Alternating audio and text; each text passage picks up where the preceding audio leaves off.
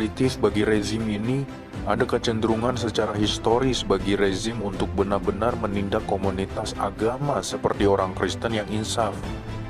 Dan kami melihat itu hari ini, kata Nader kepada CBN News. Iran adalah salah satu tempat paling berbahaya di dunia bagi orang Kristen. Namun agama Kristen tumbuh lebih cepat di Iran daripada di negara lain manapun di dunia. Shalom Bapak Ibu Saudara-saudari yang dikasihi Yesus dan yang dikasihi, berjumpa kembali dengan saya Pendeta Riz Lubis. Saudara Bapak Ibu sekalian, jangan lupa subscribe, tombol lonceng pencet, like, beri komen, follow Instagram Riz Lubis, FB dan TikTok Riz Lubis, supaya channel ini metanoia menjadi berkat. Shalom Bapak Ibu Saudara-saudari yang dikasihi Yesus dan yang saya kasihi.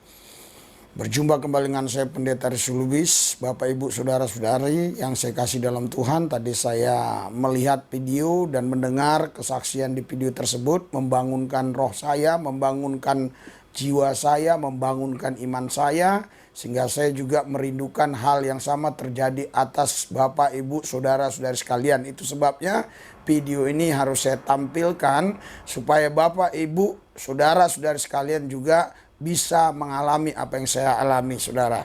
Bapak Ibu Saudara-saudari yang dikasihi Yesus, ini memang videonya sangat luar biasa menurut saya. Mari kita tonton bersama-sama. Iran menghadapi gelombang kekacauan internal dan serangan rahasia yang merusak rencana rezim radikal. Bahkan ketika kekerasan meningkat, harapan meningkat di antara warga Iran yang menemukan keselamatan di dalam Yesus Kristus. Apakah itu virus corona yang meledak, kebakaran misterius di fasilitas nuklir dan militer, atau protes? Ulama Islam yang berkuasa di Iran menghadapi tantangan yang belum pernah terjadi sebelumnya ketika rezim berusaha untuk mempertahankan cengkeraman besi atas bangsa. Pada hari Minggu, kebakaran terjadi di sebuah instalasi militer dekat Tehran, sebuah galangan kapal di Basher, dan sebuah pembangkit listrik utama yang terhubung dengan fasilitas nuklir Natan Iran di Isfahan. Insiden serupa telah terjadi di Iran sejak Juni. Ini bukan kebetulan, kata Dr. Ronan Bergman, penulis Rise and Kill First. Ini tidak mungkin hanya serangkaian kecelakaan tanpa niat jahat dari seseorang.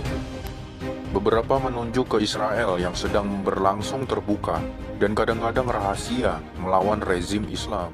Semua ini datang dengan latar belakang protes pemerintah yang sedang berlangsung dan kebangkitan yang luar biasa yang menyaksikan ribuan muslim beralih ke Kristen di tengah-tengah COVID-19. Itulah mengapa kami menyebut ini pandemi harapan, kata Mike Ansari yang mengelola Muhammad TV, salah satu saluran satelit Kristen paling populer di Iran. Ansari mengatakan kepada CBN News bahwa Muhammad TV mencatat penyelamatan melalui online 10 kali lebih banyak daripada tahun lalu.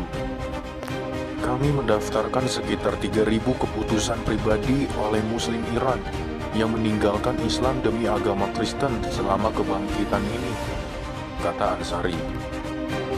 Itu 3.000 orang setiap bulan yang telah memutuskan untuk mengikuti Yesus Kristus sejak pandemi dimulai pada bulan Maret. Orang-orang di Iran tidak senang dengan keadaan ekonomi mereka, cara pemerintah merampok sumber daya nasional mereka, dan mengekspor Islam Syiah ke negara-negara tetangga. Jadi mereka tidak mempercayai pemerintah mereka, kata Ansari.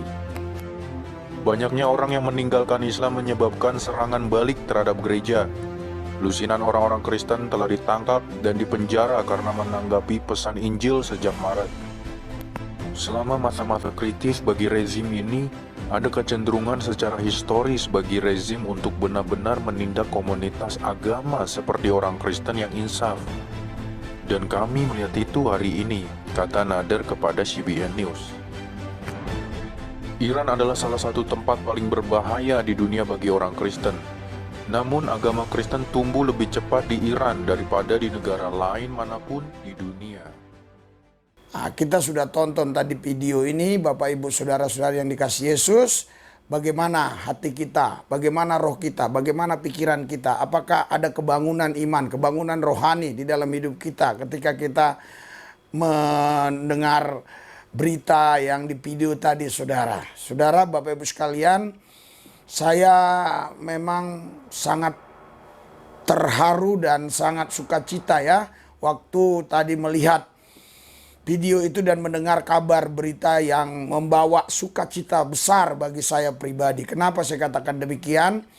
Memang di satu sisi saudara, banyak penganiayaan yang terjadi atas orang Kristen khususnya di Afrika sana dan di beberapa tempat saudara yang sering kami tampilkan di video metanoia. Tapi kali ini beritanya adalah berita sukacita, walaupun memang di dalam sukacita ini sebelumnya ada hal-hal yang membawa orang bisa duka cita. Ya, karena setiap terjadinya kebangunan rohani selalu itu ada penganiayaan, selalu ada tekanan, tindasan.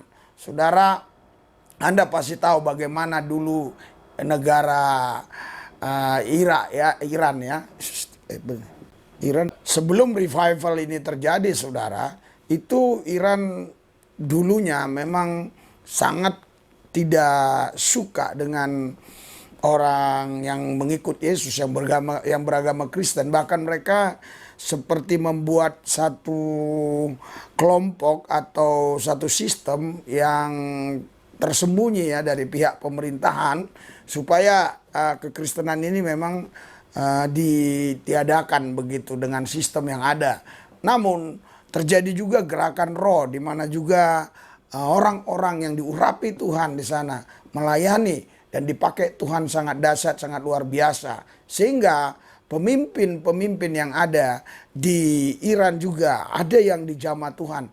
Mereka membela orang Kristen, bahkan merindukan orang Kristen yang sudah keluar dari Iran itu kembali untuk membangun Iran bersama-sama.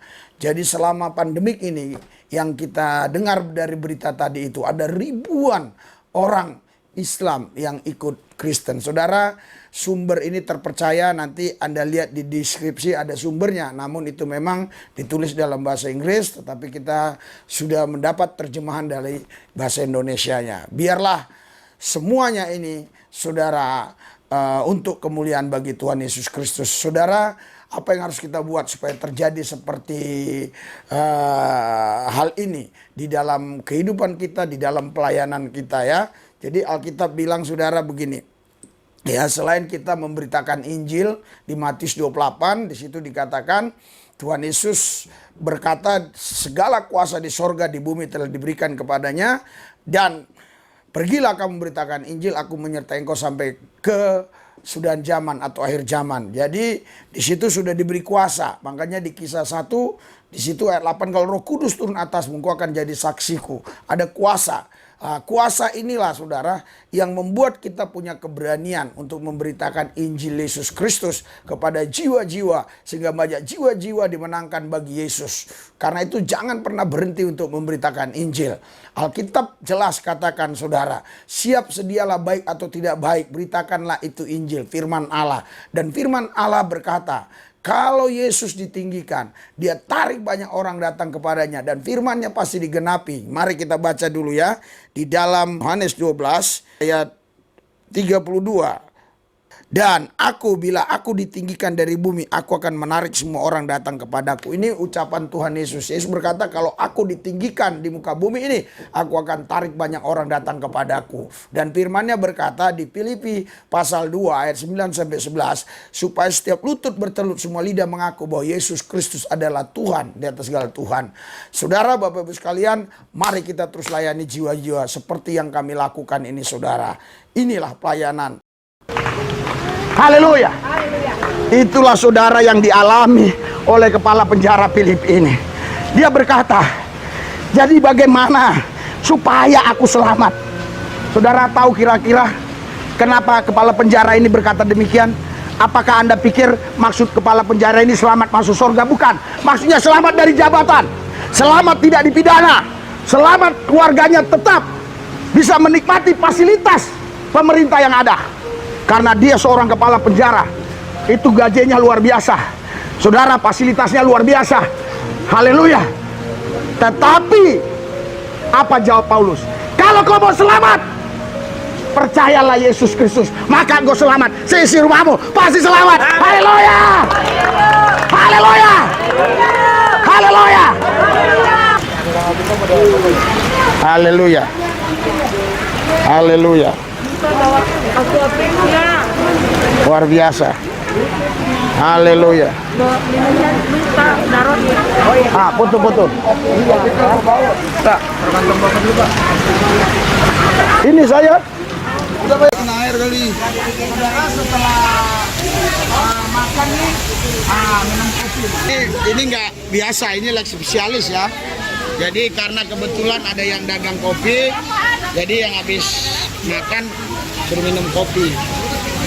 Mereka ini dulu orang-orang yang nggak percaya Yesus, tetapi kita layani sehingga mereka meninggalkan yang buruk, meninggalkan apa yang mereka percayai dulu yang tidak menyelamatkan mereka. Mereka ikut Yesus dan mereka yakin di dalam Yesus mereka menerima keselamatan. Karena itu saudara Bapak Ibu sekalian, dukung dalam doa channel Metanoia ini, penginjilannya biar banyak jiwa-jiwa dimenangkan bagi Yesus. Mari kita berdoa. Tuhan Yesus, hadirat urapan dan kuasa-Mu bekerja atas kami, pimpin kami Tuhan, supaya urapan Tuhan nyata, sehingga setiap kali kami beritakan Injil ada kuasa. Yang sakit disembuhkan, yang susah dihibur, yang berseteru diperdamaikan, kekurangan diberkati, yang menghadapi jalan buntu Tuhan buka jalan, karena tidak ada yang mustahil bagi orang percaya. Terima kasih Tuhan, dalam Yesus Tuhan kami yang kudus kami berdoa mengucap syukur. Haleluya. Amin.